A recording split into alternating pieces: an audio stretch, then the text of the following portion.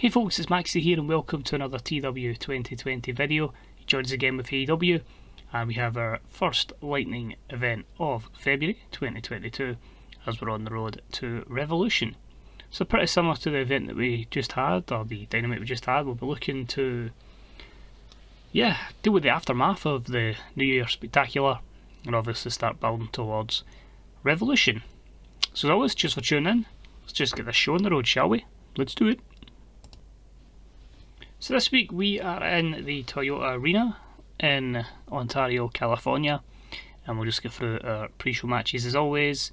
Kyle O'Reilly defeats Eddie Dennis in 8:05 with a brainbuster, 61. Good chemistry between both of these guys, good win for Kyle. With Frankie Kazarian defeat QT Marshall in 9:28 with the Wave of the Future. This was a 52. Both guys with great chemistry together, and the 54 plays a 45. This is what I quite like about having these dark matches. You kind of find out who has chemistry that you wouldn't normally know about. So it gives you a wee idea that you can maybe use these on Dynamite or Lightning. We had the Acclaimed defeat the Motorcycle Machine Guns in 14:03 when Max Caster pinned Alex Shelley, 47. We did have to make Alex Shelley dominate the match to take the fall, but the reality is he's not going to lose any pop over it in part of this area, and it's only going to benefit Max Caster in this area as well, because obviously not televised, but hopefully they work well and they get some skill points out of it basically. But 47 regardless. We had some 6-woman action in the team of Maki Ito, Maya Yukihi, going to keep pronouncing that incorrectly, and Mayu Iwatani defeated Charlie Evans, Killer Kelly and Zoe Lucas when Mayu Iwatani pinned Killer Kelly in 8:46 with a frog splash. So Iwatani was head and shoulders above the rest with her 53 performance. Charlie Evans way down with a 19. But overall, good. Again, just giving them some momentum and a showcase match that gathered a 41 rating. Then we had the Mixed Tag Championships on the line on the pre-show, and about the Turbo Wrestling and non-existent crowd heat. Kenny Omega and Hikaru Shida defeated Gabriel Kidd and Tay Conti in 9:08 when Shida pinned Conti with the no Ichigeki, giving them their 7th defence of the mixed tag titles. As you would expect, Kenny carries the match up and Tay was a weak link with her 26, but still just gives it another title defence. And a 66 for your main event of the pre-show. So we start the event itself with PAC, Cody Rhodes and Jon Moxley giving us our 100 segment as always, with Cody performing poorly. We basically started off with PAC in the ring, and he just says he wants to get his hands on Cody Rhodes. And Cody Rhodes says, you get your hands on me, but you can wait till Revolution when, unfortunately, no matter how much I legally try, I can't take you out of that rematch that you're guaranteed, so I'll defend it against you. But rest assured, me and the rest of the gang are going to make sure I retain that championship. We then get Jon Moxley out, and Jon Moxley kind of eyes up Cody and goes, could quite do with that championship coming back around my waist. But Cody reiterates, used to, I've got a night off, yous are teaming together in tonight's main event against the Lucha Brothers, so you worry about getting through these matches before you even consider coming after this belt. So a 100 for that, as we start the show off with a bang. We are straight into a championship title defence that had a decent reaction from the crowd, but subpar wrestling, as Scorpio Sky defeated Matt Hardy in 14:25 with the blackout, giving Scorpio Sky a good first title defence. A 65 here. Obviously we were going to put the champion over, but Matt Hardy, a very good competitor to challenge for it. This leads to Killer Cross having a promo on the Tron, and he basically says that Scorpio Sky got lucky. He said he was coming here to take names and victims in AEW. He's going to make sure that he does get his hands again on Scorpio Sky and gets that AEW Live Championship. That was a 65. With a hype package for one of our newest women stars that will be debuting in the upcoming weeks, that being Mia Yim. She's been signed for ages, I've just had nothing for her, but hopefully we can start bringing her in shortly and the segment got a 47. She's got good overness, so I'm hoping we can maybe push that onto some of our Joshies and some of our AEW talents, because we don't want it to be a case of all the ex-WWE women are the main ones. It's got to be a mix and match, so we're hoping they can help them. We had some women's action, and it was unfortunately the crowd were turned off by it, but Deonna Purrazzo gained some momentum with a win over Gazelle Shaw in 420 with a Fujiwara armbar, a 12. Not ideal. Crowd were obviously turned off because neither of them are over, which is why Deonna is with the Fashion Empire as we try and get her over, but she picks up a victory here over Gazelle.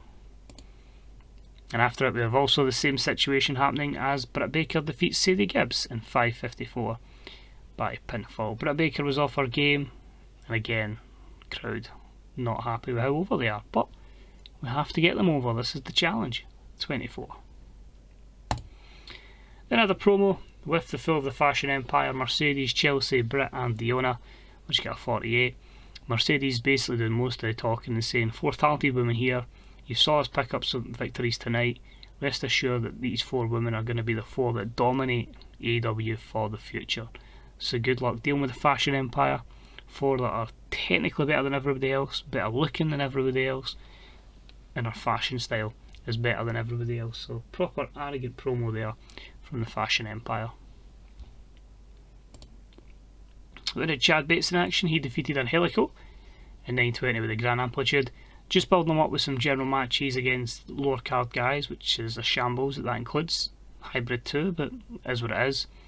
A 56 here. Both guys had good chemistry, which lifted the match, which again is good to see. But again, just giving them victory after victory.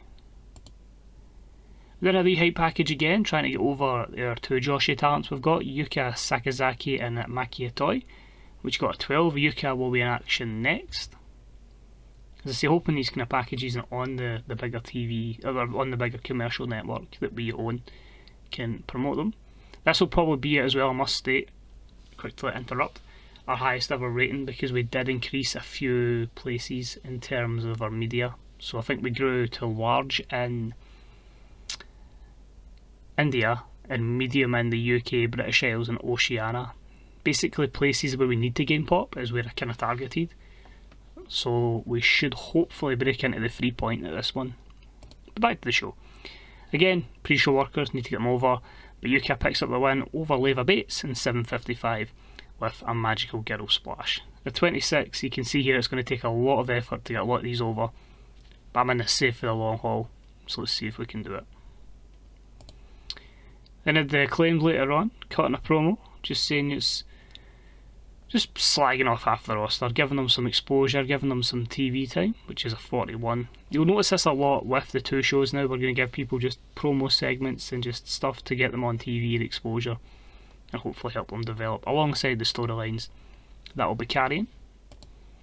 Promo from Chris Statlander. She says she's hoping to get a few victories and go after that women's championship after being turned on by Deonna, which was a 49. We then had our co-main event of the evening, which was a good matchup, as Orange Cassidy defeated Ortiz in 13:38 with a super kick. 80, spectacular, 75 from Orange, 80 from Ortiz. The reason I went with this one, I want to give Orange a bit of push, and Ortiz is like way over, being in the tag division, him and obviously Santana. He was more over than Santana, so he was to take the fall in this match. But an 80 and a 13-minute match, so that's going to be limited for time as well. But yeah, pleasantly happy with that. I have a promo from Sammy Guevara on Orange Cassidy. Sammy is back.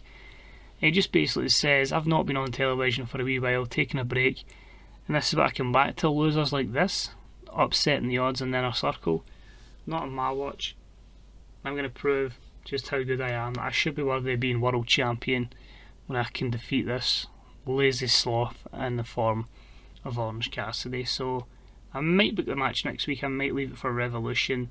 I'll see what I can think of storyline wise for them next week, but Guevara sending some words to Orange Cassidy. Main event, unfortunately just an 82. I wonder if I gave that a few more minutes, if that would have possibly been a lot higher, despite the lack of psychology. Because look at the performances, 95, 94, 98, 100. I'll be honest, I think I might rematch this next week over 20 minutes to see if I can get that over 100 rated match, not 100 rated match, but over 82. I think psychology would have took a lot out of it, and obviously the low experience of the announce team. But with a bout that had sensational wrestling and fantastic heat, as the Lucha Brothers defeated PAC and Jon Moxley in 1943, when Ray Phoenix pinned Moxley with a Meteora. During the matchup, we had Cody Rhodes come in, distract and attack PAC, which obviously led to the finish of Moxley being pinned. So overall, yeah. What I also went with as well is I want to get Phoenix closer to that main event. Him and Pentagon are like right close to give me two other big names. So him getting a pinfall on fairly decent sized television should hopefully help him. And of course we finish the show with the champion beating down PAC and standing above him, which was an 85. Standard me booking, beat down to end the show. Finish up with 84, increase our popularity in 35 regions. Of course we'll be predominantly outside the US and Canada. But yeah, it just shows you though, if ever since I changed my booking style to the core focus on our best angle and the main event, it puts a lot of pressure on that main event, but I think it just gives you so much freedom in the rest of the show. So if you're someone that wants to try and get people over, work in a few experiments and really try and get people up from nowhere, then I fully advise going to that kind of particular product or whatever settings it is that allows you to dictate what you're judged on. Because in 84s, that seems like it's a world class show when reality is a lot of it was quite poor, to be frankly honest. But we need to give the women a chance, give them some exposure, and hopefully, as I say, we can get those good ratings. It might even be 20, 26, 27 before those ratings come, but we'll see what happens.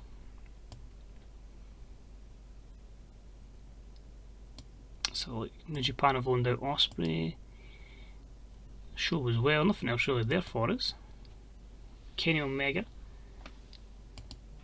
says Dr. Britt Baker, talks well. That's why she's in that group. And here we go. Hey, we go over a 3 and a 3.01. Perfect. So we made it just in no more. So delighted with that. As I say, that will hopefully start to boost up our size in India. I can already see because that was at like 25. So still plenty away. But quite frankly, yeah, I'm happy with that. So yeah, we'll roll with it. I just want to quickly show you there's not really many people debuting. I will just actually address something. We do have Marty Scurll as part of that Rev Pro thing. I'm just going to keep him there until, at the time of recording obviously he's never come out and wrestled for anyone. And until he does come out and wrestle and we see what happens, then he will remain unused. So just to clarify on that. So he's there as a precaution but may never be used. For obvious reasons. So just to give an idea, that's what we're at. Medium across the board for AEW Live and big in India. So you'll notice here we spent 9 million. We had a good month last month with our pay-per-view revenue. So if our pay-per-view revenue, ticket sales, broadcast revenue are all spectacular, and obviously with us losing 9 million, we're going to be in that situation where we're not going to lose anything through tax. So I'm hoping we can maybe put a bit more into India and a few other places. But saves going well, more than happy with it. I'm not going to lie, I'm recording these way in advance, I'm having that much fun, so I'll see how my schedule's looking out. But I think we're sticking with 2 videos, but if we end up going more at this time, then yeah, it's been a hell of a lot of fun. So cheers for watching, take it easy, and I'll see you for the next episode. Good day and good night, bye bye.